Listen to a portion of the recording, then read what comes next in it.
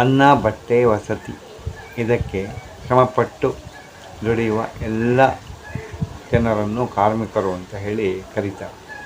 ಅವರು ಪ್ರಕೃತಿಯ ಸಂಪನ್ಮೂಲಗಳ ಮೇಲೆ ತಮ್ಮ ದುಡಿತವನ್ನು ಅವಲಂಬಿಸಿರ್ತಾರೆ ಅನ್ನೋದು ಎಲ್ಲರಿಗೂ ಗೊತ್ತಿದೆ.